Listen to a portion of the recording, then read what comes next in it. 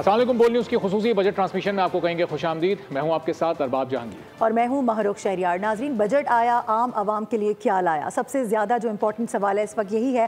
Post budget conference हो चुकी है जिसमें हमने देखा कुछ सहाफ़ी नाराज़ भी नजर आए, किसी वजह से बॉयकॉट भी किया गया, लेकिन उनको मना लिया गया। लेकिन ओवरऑल सिचुएशन इस वक्त जो है काफ़ी हद तक उससे आवाम खुश तो नज़र नहीं आ रहे हैं, नाला ही नज़र आ रहा है। एज़ यूजुअल जब हुकूमतें इस तरह के बजट देती हैं तो फिर जाहिर सी बात है आवाम के कुछ तहफ़्फ़ुज़ात होते हैं, उन्हीं पर बात करने की आज कोशिश करेंगे। एक्सपर्ट भी हमारे साथ मौजूद होंगे, उनकी राय भी लेंगे। बिल्कुल। वक्त गुजरने के साथ साथ अब इस बजट पर काफ़ी क्लैरिटी भी लोगों की आती जा रही है और हमने देखा कि जो तनख्वाहदार तबके का जो स्लैब था उस पर भी एक क्लैरिटी आ चुकी है कि किस स्लैब को कितने फीसद टैक्स में छूट दी गई है और कितना रिलीफ दिया गया है। अब ये मुनासिब है या नहीं, ये ज़ाहिर है एक अलहदा डिबेट है, इस पर भी हम बात करेंगे। और फिर जो एग्रीकल्चर सेक्टर जो पाकिस्तान का सबसे अहम तरीन सेक्टर है उसके लिए इस बजट में क्या कुछ था, ख़ासतौर पर जब फूड सिक्योरिटी से मुतालिक बात होती है, फ्रूट्स एंड वेजिटेबल्स की प्रोडक्शन को बढ़ाने से मुतालिक जब हम बात करते हैं तो उसमें जो रिसर्च के इदारे काम कर रहे हैं उनके लिए अब कितना बजट रखा गया है और ओवरऑल एग्रीकल्चर की ग्रोथ के लिए क्या कुछ सामने आ सकता है इस बजट में, इस पर भी हम गुफ्तगू करेंगे। वहीद अहमद साहब पेट्रन चीफ हैं fruit and vegetable exporters association के, हमारे साथ मौजूद हैं। शाब इमाम साहब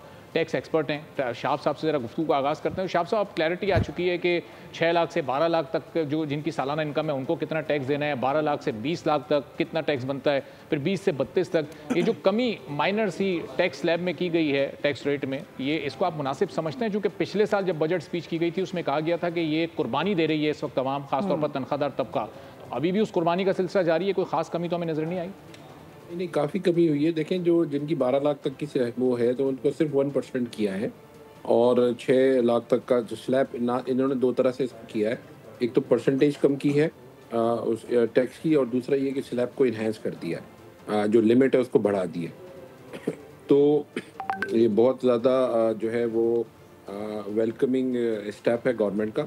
सारी चीज़ें क्रिटिसाइज़ नहीं करनी होती, जो पॉजिटिव चीज़ें हैं वो आप उसको देखें और उसके साथ फिर आप ये देखिए कि इन्होंने प्रॉपर्टी में अगर 250 गज का कोई घर ले रहा है तो उसके लिए इंसेंटिव दिया है उसको।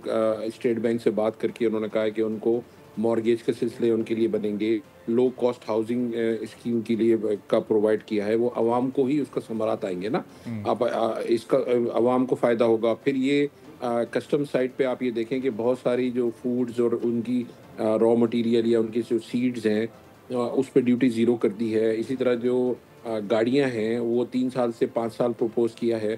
तो जो सेकेंड हैंड गाड़ियाँ 5 साल की आएँगी तो वो भी आवाम में एक तो ऑप्शंस आएँगी, उनके पास गाड़ियों की अवेलेबल होगी।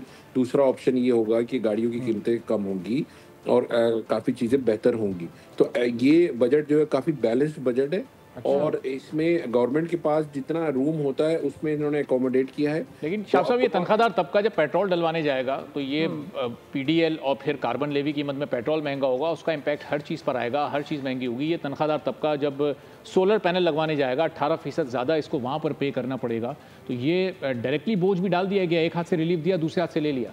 देखिए, सोलर में तो 18% उसको ऐड किया है। देखिए, आप ये समझें कि अगर गवर्नमेंट के पास लिक्विडिटी आती है, रेवेन्यू उन कैश फ्लो में ये बढ़ते हैं तो डेफिनेटली फिर वो लॉन्ग टर्म बेसिस पे वो एजुकेशन में इन्वेस्ट करेंगे, वो आपके हेल्थ में इन्वेस्ट करेंगे, वो पे बैक होता है।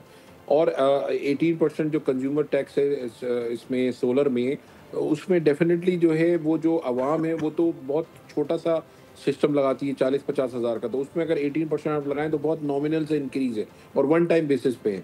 हाँ, आप ये देखें कि 18% का जो इम्पैक्ट आएगा वो उन लोगों पर आएगा जो बड़े घरों में लग रहे हैं, उन लोगों पर आएगा जिनकी बिजली की कंजम्पशन ज़्यादा है, और उन फैक्ट्रियों पर आएगा जो सोलर की तरफ स्विच ओवर कर रहे हैं। तो जो अफोर्डेबल है, जो अफोर्ड कर सकते हैं, they should come forward and help the government and help the system. आप देखें, अब हमें एक कलेक्टिवली इस काम को करना होगा, एज ए नेशनल ड्यूटी इसको निभाना पड़ेगा, तब जाके चीज़ें होंगी। हर शख्स ने अपने लेवल पे कंट्रीब्यूट करना है, किसी ने कम करना है, किसी ने ज़्यादा करना है। तो ये इकोनॉमिक एक्टिविटी तभी बढ़ेगी जब हम होलिस्टिकली चीज़ों को लें और हम एक दूसरे को हेल्प आउट करें, ना कि ब्लेम गेम करें कि ये कम हो गया, ये ज़्यादा हो गया। इकोनॉमिक एक्टिविटी डेफिनेटली बढ़ेगी। जैसे अगर 250 गज के ऊपर घर है या फ्लैट है, एफडी देखें इन्होंने ख़त्म कर दी। इस पे रियल इस्टेट पे जो फर्स्ट टाइम बायर था उस पर इन्होंने फेडरल एक्साइज ड्यूटी इम्पोज की थी, वो ख़त्म कर दी। तो ये सारी चीज़ें, इसका लॉन्ग टर्म इम्पैक्ट आएगा। लो कॉस्ट हाउसिंग की अगर सेक्टर चलेगा तो उसमें एम्प्लॉयमेंट जनरेशन होगी, उसमें जो चीज़ें बनती हैं पाकिस्तान में लोकल उनकी इन्हांसमेंट होगी। ये एक पूरा इंटरकनेक्टेड एक पूरी चेन होती है, और उस सप्लाई चेन में जो लोग होते हैं, किसी को ज़्यादा बोझ होता है, किसी को कम होता है। बिल्कुल आप सही कह रहे हैं शाह साहब। मैं आपकी जानिब दोबारा भी आऊँगी, एक सवाल आपसे और भी लेंगे आपके जाने से पहले। वहीद साहब, आपकी जानिब आना चाहूँगी।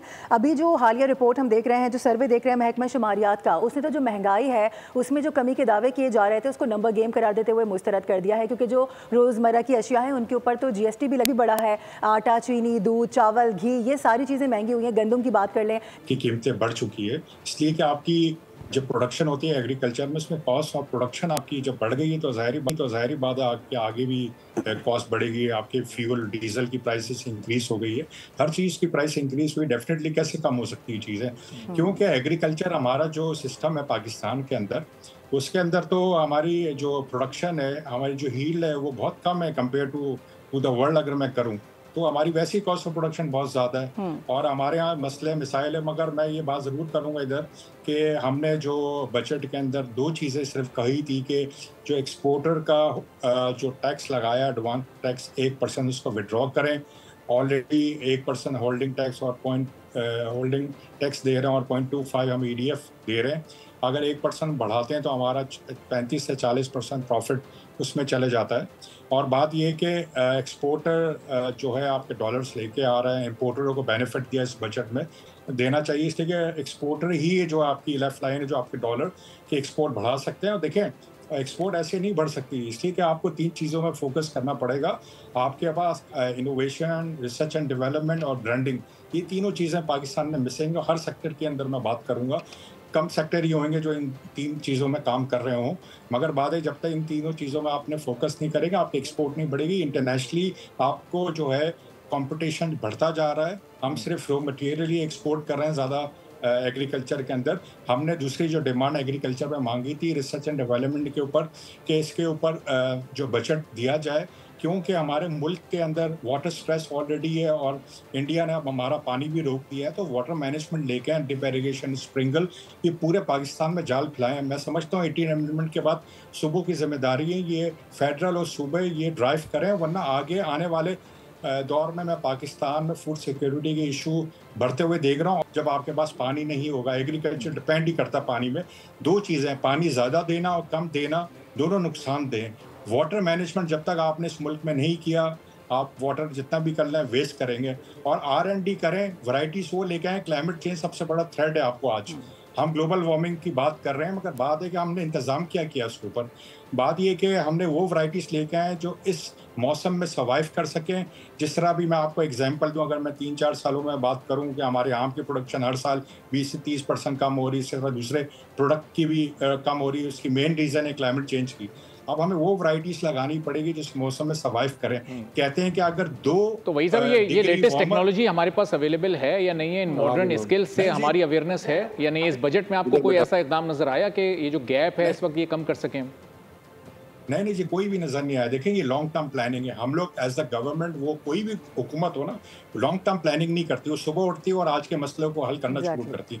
हमारे मुल्क में 10 साल की, कोई एटलीस्ट 10 साल की तो प्लानिंग करें। हुकूमत A आए, B आए, कोई भी आए, मगर अच्छी पॉलिसीज को लेके ड्राइव करें। इस मुल्क को अगर निकालना है इस बुरान से, ये हम तो यही पता कि आंखें जब से खोली है, जब से हम इस बिजनेस में आए हैं, जैसे समझ आनी चीज़ें लगी, ये तो हो रहा है। हर साल हम बात करते हैं, मीडिया में बात करते हैं, ख़त्म होती, फिर अगले साल यही होता है, वही बात हम रिपीट कर रहे होते हैं। मतलब कि हमने कोई लॉन्ग टर्म जो है ना, इस मुल्क में कोई पॉलिसी नहीं है। लेकिन वही सब ये ग्रीन पाकिस्तान इनिशिएटिव जो अभी इस गवर्नमेंट ने लिया है, फिर 1000 ज़रूरी ग्रेजुएट जिनको चाइना भेजने का प्लान है, उसमें से गालिबन शायद 300 का पहला बैच जा भी चुका है।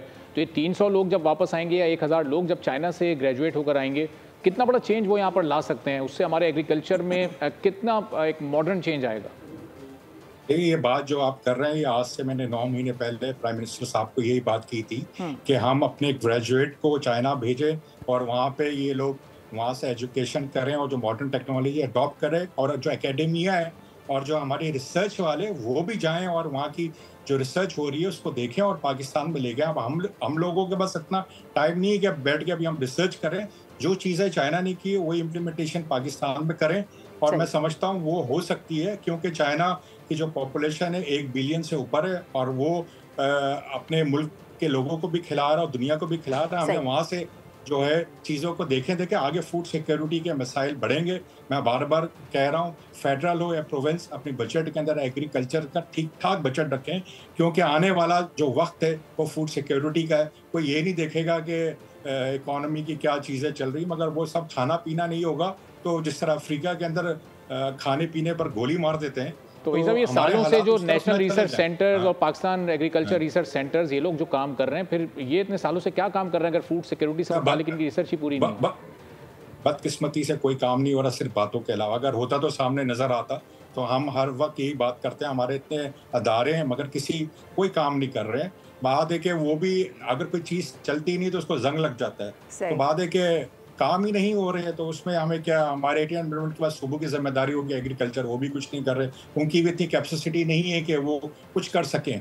तो ये तो एक दिन मेरा ख्याल है जब कोलैप्स होगा एग्रीकल्चर, तो वो 1-2 दिन में तो खड़ा नहीं होगा। तो हमारी हुकूमत को इस बात को सोचे, और मैं कहता हूँ इसको फौरी तौर पर इमरजेंसी लगा दी जाए एग्रीकल्चर के ऊपर, कि हमारी प्रायोरिटी एग्रीकल्चर हो।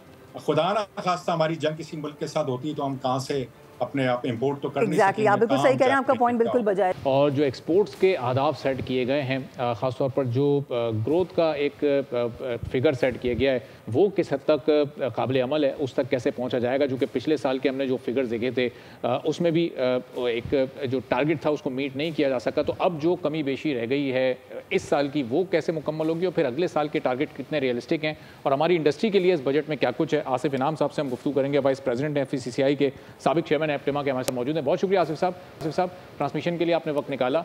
इस बजट पर आपकी एक ब्रीफ ओपिनियन, आपकी एक ओवरऑल इस पर जायज़ा, बिजनेस कम्युनिटी के लिए बजट कैसा है, और हमारा टेक्सटाइल सेक्टर जो कि ज़ाहिर पिछले 2-3 सालों में हमने डिक्लाइन की तरफ जाता देखा है, कितना रिवाइवल उसका हो सकता है इस बजट के बाद? बिस्मिल्लाहिर्रहमानिर्रहीम। ये देखिए, पिछले बजट के अंदर जैसे हमारे वज़ीर ख़ज़ाना साहब ने जिक्र भी किया है, एक एनोमली क्रिएट हो गई थी कि डोमेस्टिक सप्लाईज पे जो है वो सेल टैक्स लग गया था और इम्पोर्ट पे जो है वो सेल टैक्स नहीं था, जिसकी वजह से एक ज़बरदस्त आर्बिट्राज पैदा हुआ और लोगों की नेचुरल इंक्लिनेशन इम्पोर्ट की तरफ चली गई। जेन्युइन भी जो थे, और उसमें अनस्क्रूपुलस एलिमेंट ने आके बड़ा उधम मचाया और अरबों रुपए की जो है वो उसके अंदर मैसिव इवेजन की 60, 80, 120 और 140, 180 काउंट वगैरह जो सब डोमेस्टिक के हैं वो मंगा के दबा के जो है वो उसमें इन्वेस्टमेंट की।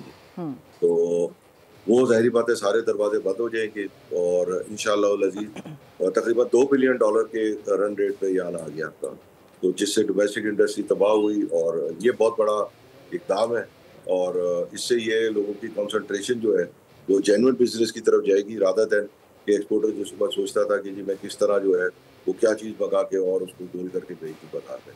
इसमें 2 चीज़ें और हैं कि कॉटन और ग्रे फैब्रिक पे भी ये लगना चाहिए ताकि ये सारा हो जाए, और ये तमाम लोग अपने एफर्ट जो है वो उसके ऊपर करें। अभी तकरीबन 18 बिलियन एक्सपोर्ट होगी इस साल, जिसके सामने तकरीबन 5 से 6 बिलियन इम्पोर्ट हो जाएगी, तो हमारी नेट एक्सपोर्ट ही गिर के 12 बिलियन रहेगी। And but still I appreciate के देर आए दुरुस्त आए, कम अज़ कम आगे तो चीज़ें ठीक होंगी, एंड इंशाल्लाह lot of industry will be revive and we will see the great real growth and prosperity in the textile sector. सही है सर, सिर्फ टेक्सटाइल सेक्टर नहीं, इसके अलावा भी ओवरऑल अगर हम देखें तो बार बार यही शिकवा किया जाता है कि जो हमारी इंडस्ट्रीज़ हैं, जो हमारे बिजनेसेस हैं, चाहे वो बड़े हों या छोटे हों, वो उस तरह से काम नहीं कर पाते क्योंकि वर्क फोर्स होने के बावजूद उनको उस तरह से अट्रैक्ट नहीं किया जाता। कौन सी ऐसी चीज़ आप समझते हैं कि इस बजट में उनके लिए अट्रैक्शन का बाइस बनेगी, जिसमें वो इन्वेस्ट भी करें और फिर काम मज़ीद आगे बढ़े? जी, इसके अंदर मैं सबसे बड़ा जो जिम्मेदार है वो खुद प्राइवेट सेक्टर को समझता हूँ। हमारे यहाँ कई लोग हैं कि जो बड़े हैं वो जाके एडवाइस करते हैं कि छोटे कैसे ख़त्म हो जाएं, और उनका फोकस ये होता है कि जी हम ही एक्सपोर्टर हो, हम ही मैन्युफैक्चरर हो, और छोटे लोग मर जाएं और वो कल को पैदा ही नहीं हो, तो we will constantly blackmail government. आप देखें कि 2014 में जब GSP प्लस आया था तो कितने शादियाने बजे थे, कितने जो है वो लोगों ने कहा था कि जी पता नहीं क्या हो जाएगा, बांग्लादेश बन गया, ये हो गया। आज एक्सपोर्ट उससे कम हो गई है, नेट एक्सपोर्ट तो उस वक्त तो नेट एक्सपोर्ट का कॉन्सेप्ट ही नहीं था, खालिस एक्सपोर्ट होती थी जो भी होती थी। थोड़ी बहुत अगर कॉटन की फसल खराब होती थी तो वो आ जाती थी, तो उसके वो मौजूद था टोटल। अब आप ये देखें कि आज 2014 के बाद आज 22 साल मतलब 12 साल गुजर गए, उसमें कोई रिजल्ट नहीं है। आज आपकी टॉप डेस्टिनेशन भी नहीं है। आपकी पहली top destination is US, then the some middle eastern country and then third is you start with Germany. तो जीएसपी प्लस का कोई खास इस्तेमाल नहीं हुआ और उसकी वजूहत भी हैं। उसकी सबसे बड़ी वजूहत ये ईएफएस का मिसयूज और ये तमाम चीज़ें। लोगों का ये है कि जी गत्ता मंगा के चोरी कर लें, कागज़ मंगा के चोरी कर लें, डाइस, केमिकल्स, हर चीज़ की तकरीबन जेन्युइन इंपोर्ट खत्म हो गई है और वो सारी ईएफएस में आके ही हो रही थी। तो उनकी सारी concentration growth, product development, marketing, इन सब के बजाय इन चीज़ों पे लग गई थी। तो वी होप के, और ये तो खैर एग्रीवेट हो गई थी जब यान और उसके ऊपर वो आ गया था आर्बिट्राज। तो आई होप के थोड़ा सा हमें खुद भी देखना चाहिए कि प्राइवेट सेक्टर अपनी जिम्मेदारी जो है वो खुद किस हद तक पूरा हो रहा है। हम हर चीज़ गवर्नमेंट को ब्लेम नहीं कर सकते। कुछ चीज़ों में है जैसे एनर्जी वगैरह, येस वी कैन राइटली से कि वो गवर्नमेंट ने अगर महंगे मुआहदे किए हैं तो बहरहाल कोई ना कोई सोल्यूशन तो निकाला जाए ना उसको कम करने का, जो किया भी है। अब देखें कि 1 जुलाई के बाद अल्लाह करे वो मेंटेन कर ले तो इससे तो मेरे ख्याल में बेहतरी की तरफ आएगा। सही। तो टैक्स रेट बढ़ाने के लिए अब तैयार नहीं है। हर चाहता है कि best tax is tax on other. तो this is also one of the reason. हमारा जो टेक्सटाइल सेक्टर है वो 2 साल पहले जब हम 19 अरब डॉलर को क्रॉस कर चुके थे 2-3 साल पहले, फिर हमने डिक्लाइन देखा, वापस 16-16.5 अरब डॉलर तक ये पहुंच गया। अब हमने एक्सपोर्ट के जो टारगेट्स अगले 5 साल में डबल करने हैं और उसमें हर साल थोड़ा थोड़ा 7-7, 8-8 अरब का इजाफा करना है। तो ये मुमकिन कैसे हो सकेगा? 16-16.5 अरब डॉलर से पहले हम रिवाइव करके 19 अरब डॉलर तक आए, फिर उसके बाद वो ग्रोथ कंसीडर होगी, या अब ये रिवाइवल का सफ़र कैसे मुकम्मल? ये रिवाइवल का फेज देखिए इस तरीके से कि अगर हम जेन्युइनली जो है वो काम करें और ऑनेस्टी के साथ काम करें तो मेरा नहीं ख्याल कि कोई इतना बड़ा है। कोई रॉकेट साइंस नहीं थी जब 19.5 पे भी पहुंचे थे, और इंशाल्लाह वही चीज़ें मोर और लेस हैं। उस ज़माने में हमारा एक्टमा का बड़ा प्रोएक्टिव रोल था। मिनिस्टर ऑफ कॉमर्स से हमारी हफ्तेवारी मुलाकात होती थी, ऑलमोस्ट डेली कांटेक्ट होता था, बड़े एक्सपोर्टरों से होता था। तो ये तमाम चीज़ें बड़ी इंटरेक्टिव हो के ये सारा जो है वो अचीव हुआ था। एंड मैं समझता हूँ कि इसमें गवर्नमेंट का अगर जो है वो एप्टोमा के साथ जो है वो इंटरेक्शन बढ़ेगा तो इंशाल्लाह आप देखिएगा कि we are the only organization के जो मुल्क की मफाद में जो है वो ज़्यादा काम करती है बनिस्बत पर्सनल मफाद के। सही। अच्छा सर, ये ओवरऑल अगर देखा जाए तो मुल्की कर्जा जो है वो तकरीबन 75,000 अरब रुपए से ऊपर जा चुका है, और पिछले 3 वर्षों की अगर हम बात करें तो मौजूदा हुकूमत ने 31,000 रुपये से ज़्यादा कर्जा, अरब रुपए से ज़्यादा कर्जा ले लिया है। सो आप समझते नहीं है कि अब इसको किस तरह से अकोमोडेट किया जाएगा, कहाँ पर सेटलमेंट होगी? तो ज़ाहिर है इसका जो पूरा बोझ है वो इंडस्ट्रीज़ पर भी आएगा, सनतों के ऊपर भी आएगा। उसको कैसे फिर ओवरकम करेंगे, कहाँ से ओवरकम करेंगे? जी, इसके लिए तो देखिए हमें सबसे पहले मतलब again everybody has sit together कि हमें अब पता है कि एनएफसी अवार्ड जो है वो बड़ा फ्लॉट किस्म का बन गया है, उसको ठीक करना होगा। सूबों के पास डेवलपमेंट के वसाइल ही नहीं है, उनको आप पैसे दे रहे हैं, तो इसके अंदर अब कोई यानी विफाक के पास तो बहुत कम पैसे बचते हैं। तो इसके अंदर मेरे ख्याल में आप एनएफसी अवार्ड को रिविजिट करके जो है वो इसको फेयर एंड स्क्वायर करना पड़ेगा। फिर एक ही चीज़ है, आप जब 4-5 सूबों में बांट रहे हैं तो आपको वही चीज़ें जो है वो, लेकिन sir sorry to cut you, NFC की मद में जो पैसे आते हैं सूबों के पास उससे तो कुछ भी नहीं होता, ना दरिया साफ होते हैं ना रोड। वही ना जी, व्हेन यू नो इट के वो सारे वेस्ट हो रहे हैं और उसका सही यूटिलाइजेशन नहीं हो रहा। और फिर बेसिक इंफ्रास्ट्रक्चर है, रेलवे से कितनी बचत हो सकती है अगर रेलवे के को जो है वो सिस्टम को बढ़ाया जाए। इसी तरीके से आप देखें कि जो ऑयल पाइपलाइंस है, आपकी वाइट ऑयल और ब्लैक ऑयल की पाइपलाइन डली, उससे आपको कितनी बड़ी सेविंग हुई। तो ये तमाम चीज़ें जो है वो बहुत सारी चीज़ें विफाक के लेवल पे ही होनी है, तो पैसे भी मेजर उन्हीं के पास होने चाहिए। तो आई थिंक सो अगर गलती हो गई तो ठीक कर लें, पता मुल्क तो सबका है, किसी खाली विफाक का नहीं है, सूबे का नहीं है। सर, एक्सपोर्ट ओरिएंटेड पॉलिसीज़ आप कुछ मजबूत आगे होते ही देख रहे हैं। हमारा टेक्सटाइल सेक्टर जो हमारी टोटल एक्सपोर्ट्स का 60% है, हमने इसको अभी भी गेम चेंजर नहीं समझा, ना इसको प्रायोरिटी लिस्ट पे रखा, इसी की वजह से डिक्लाइन आया। हम देखते हैं कि आईटी सेक्टर अभी 3-3.5 अरब डॉलर पर मौजूद है, उसको हम टारगेट कर रहे हैं कि अगले 5 साल में हमें 25 अरब डॉलर ला कर देगा, एक गेम चेंजर रोल प्ले करेगा। माइंस एंड मिनरल्स पर हमारी बड़ी तवज्जो है अगले 4-5 साल में। टेक्सटाइल सेक्टर क्यों मुस्तकिल नज़रअंदाज हो रहा है पिछले चंद सालों में? जी देखिए, आपको किसी भी चीज़ के लिए ना लॉन्ग टर्म पॉलिसी चाहिए होती है। तो अगर आप इससे पिछली गवर्नमेंट को देखें तो वो भी 5 ईयर्स पॉलिसी दे रहे थे, 3-4 साल हुए वो दे ही नहीं सके। और बट उन्होंने ये किया कि जो 5 ईयर्स के नुकात थे उसको मेंटेन रखा, जो भी था विद इन देयर टेन्योर उन्होंने उसको मेंटेन रखा। तो इसी तरीके से गवर्नमेंट को भी कोई प्लान बनाना होगा, कोई इन्वेस्टमेंट वगैरह इसमें नहीं होता कि आप लोगों ने अरबों रुपए, मतलब एक स्पिनिंग मिल 10-12 अरब की लगती है, आपने सडनली उसको पता चला कि जी इम्पोर्ट को कवर कर दिया और खड़ागरक कर दिया, इस तरीके से तो इन्वेस्टमेंट नहीं आता। बहरहाल जो लोग मैं समझता हूँ कि ऑनेस्टली वर्किंग कर रहे हैं उनकी ग्रोथ बहुत अच्छी है और उनकी डबल डिजिट ग्रोथ वो अचीव कर रहे हैं। अच्छा, जो कॉस्ट ऑफ डूइंग बिजनेस है इंडस्ट्री का, आसिफ साहब, कॉस्ट ऑफ डूइंग बिजनेस वो पाकिस्तान तहरीक इंसाफ के दौर में आप लोगों का एक शूट अप हुआ, बहुत ज़्यादा इंक्रीज़ हुआ, पीडीएम के दौर में वो सबसे ज़्यादा बढ़ा, यानी बिजली सबसे ज़्यादा किस दौर में बढ़ी, या इस मौजूदा हुकूमत के दौर में आप सबसे ज़्यादा रेट्स देखते हैं? जी देखिए, उन्होंने तो 9 सेंट पहले 7.5 सेंट और फिर 9 सेंट दिया था, और मेरे ख्याल में 6 सेंट की जो है वो उन्होंने RLNG दी थी, और बाकी जो है वो मोर और लेस एनर्जी जो है वो 4 साल स्टेबल रही थी, उससे बहुत पॉजिटिव इम्पैक्ट आया था। बट उसमें एक चीज़ ये है कि जो बहुत सारे प्रोजेक्ट्स हैं जो अब चालू हुए, मतलब आप ये देखें कि कोविड की वजह से वो डिले हो गए, वरना शायद ये प्रॉब्लम बहुत पहले आ जाती। We have got excess capacity and we have to find a solution, जिसका सबसे आसान सोल्यूशन कराची में 10,000 एकड़ के ऊपर फॉरेन एक EPZ जो है वो SOS पे बनाया जाए, और जो फॉरेन इन्वेस्टर है उसने सिर्फ कराची आना है और उसने सिर्फ EPZ में जाना है। तो अभी EPZ में आपको 1000 गज जमीन भी नहीं मिलती। तो आपकी एक सक्सेसफुल पॉलिसी है, सक्सेसफुल मॉडल है, तो आपका कामयाब हो चुका, आज 40 साल से कामयाब चल रहा है, आप उसको क्यों कर रहे हैं? और फिर ऐसी स्कीमें बनाना, अगर कोई शख्स कहता है कि जी मैं तो 90-95% एक्सपोर्ट होता हूँ, उसका पाकिस्तान नहीं, उसको एक्सपोर्ट प्रोसेसिंग जोन में होना चाहिए। Why he want whole Pakistan to become export processing zone and without a wall? Export processing zone के दीवार होती है, उसमें से निकलता है आदमी, जैसे कस्टम बॉन्डेड वेयर हाउस से निकलता है, तो उसके अंदर होना चाहिए ना उसे। पूरे मुल्क को तो EPZ बना के जो इंडस्ट्री चल रही थी उनका भी बेड़ा गर्क हो गया, लेकिन नहीं, लोगों को एम्प्लॉयमेंट देनी है, तो उसमें क्या इशू है? आपके 2-2.5 हज़ार मेगावाट अगर वो कंज्यूम कर जाते हैं, जैसे कोई अगर केमिकल का बड़ा प्लांट आ गया 1000-2000 मेगावाट तो एक प्लांट खा जाता है। तो अगर आपकी कैपेसिटी पेमेंट वहाँ यूटिलाइज होने लगे, ये सारी चीजें जब एक सरमायाकार सोच सकता है, एक बड़ा बिजनेसमैन सोच सकता है, तो फिर ये गवर्नमेंट क्यों नहीं सोचती है इस हवाले से? जी देखिए, हमने इसमें इंटरेक्शन भी कर रहे हैं ऑलरेडी। जैसे हमारे ऑनरेबल मिनिस्टर अली परवेज साहब जब फाइनेंस में थे तो हमारी उनसे बहुत अच्छी इंटरेक्शन थी, मुसद्दिक मलिक साहब के साथ भी थी, और आई होप कि बाकी जगह भी वो देखिए बहुत सारी चीज़ें हैं कि जब आपका वेस्टेड इंटरेस्ट नहीं है कि आपको अपने कोई पर्सनल मफाद नहीं लेने, तो हमें मतलब it is the government who should give importance कि जी आप हमें गाइड करें। और हमने थिंक टैंक भी बनाया है फेडरेशन का, वो भी अपना काम कर रहा है।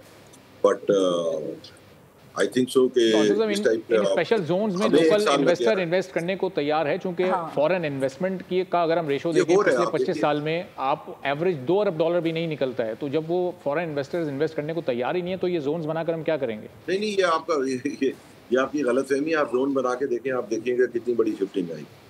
बात ये है कि चिकन एंड एग, आप एक दफा आपका क्या नुकसान होगा 10,000 एकड़ पे एक्सपोर्ट प्रोसेसिंग जोन बना रहे, कुछ भी नहीं होगा। सर जी, आप बात कर रहे हैं चिकन और एग के हवाले से, ये पिछली हुकूमत में कहा जाता था, लेकिन उसका बड़ा मजाक उड़ाया जाता था कि भाई इससे क्या होना है, और अब हम देख रहे हैं कि पंजाब के अंदर इसी पॉलिसीज के ऊपर शिफ्टिंग हो रही है, इसी से फायदा उठाया जा रहा है। नहीं देखिए, पंजाब में मैं आपको बताऊं कि जो फॉरेन इन्वेस्टर है, ये हमारे गौहर एजाज साहब के पेट्रोल इन चीफ हैं, वो गए थे China when he was minister of commerce, तो उन्होंने चाइनीज से पूछा कि जी आपको किस शहर को, आप कहाँ इन्वेस्ट करना चाहिए, तो चाइनीज रिप्लाई कराची।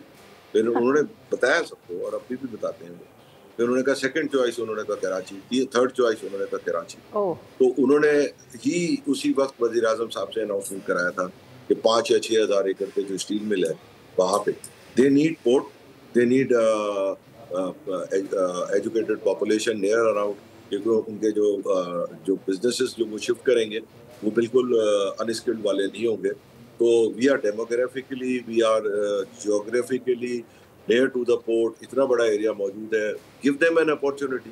क्यों हम मतलब पिछले एक लेस से कि वो नहीं आते तो हमारा क्या नुकसान हुआ, जब जमीन तो अभी भी पड़ी है। तो इस आइडिया पर सिंध गवर्नमेंट ऑन बोर्ड है, सिंध गवर्नमेंट को एज स्टेक होल्डर फिर ऑन बोर्ड लिया, तो उन लोगों का क्या इस पर रिस्पॉन्स है? जी देखिए, ये तो फेडरल और उनका काम है, और मेरा नहीं ख्याल कि उनको कोई ऑब्जेक्शन होगा, क्योंकि रोजगार तो इधर ही सिंध में पैदा होंगे। सही। अब ये अब ज़रा साथ साथ हम वापस इस बजट पर भी आते हैं। अब इस बजट के नतीजे में जो अगले 1 साल के जो कुछ टारगेट्स रखे गए, इससे पहले भी हमने देखा जो टैक्स इश्यूज़ हैं, जो इंडस्ट्री के लिए कुछ आसानियाँ, अभी आज भी पोस्ट बजट प्रेस कॉन्फ्रेंस में बात हुई कि उस सरचार्ज से मुतालिक तो जो वज़ीर तवानाई हैं वो बताएंगे। ये जो 9 सेंट की बिजली आप लोगों को चाहिए थी, जो रीजन में इस वक्त दीगर ममालिक को इससे भी सस्ती मिल रही है, इस पर कहाँ तक पेशरफ्त हो रही है या होने जा रही है? देखिए, उसका तो अब हमारे पास मजीद 7,000 मेगावाट आ रही, उसका हल आपका सिर्फ कंजम्पशन बढ़ाने में, जो नहीं बढ़ पा रही, और जो तकरीबन आपने पावर ग्रिड पे भी शिफ्ट करने की मुख्तलिफ कोशिश कर लें, बट उसका सिर्फ यही हल है कि जब तक आपका मैसिव इन्वेस्टमेंट नहीं आएगा और ग्रोथ नहीं आएगी, और वो भी प्राइवेट सेक्टर को दें। अब गवर्नमेंट की कोई लाइबिलिटी नहीं खड़ी हो रही, कुछ नहीं हो रही, कोई सॉवरेन गारंटी नहीं जा रही। मेरा नहीं समझ आता कि अब तक 2 साल 1.5 साल क्यों लग गया है इसको ना होने में। तो ये फौरन इसको EPZ बनाए, और कहीं और बनेगा ही नहीं। आपकी जो मर्जी जहाँ बना लें, मुल्क में 18 EPZ है, उसमें से आबाद तो सिर्फ कराची वाला है जहाँ आप 1000 गज जमीन नहीं ले सकते। उसकी वजह यह है कि आपकी डोमेस्टिक लॉजिस्टिक बहुत महंगी है। आप कराची से लाहौर ट्रक ले जाएं तो मेरे ख्याल में 3 लाख का ट्रक है, वापसी का ट्रक 2 लाख का है। तो 40 टन पे आप 5 लाख देंगे तो कोई भी इंडस्ट्री जो है वो पोर्ट से इतने दूर वायबल नहीं रहेगी। Yes, we should improve the infrastructure कि ये बहुत कम होकर 1/10 रह जाए, फिर वहाँ भी लग जाएंगे EPZ। ठीक है, बहुत बहुत शुक्रिया आसिफ इनाम साहब। सब्सक्राइब करें और बेल दबाएं ताकि कोई खबर रह न जाए।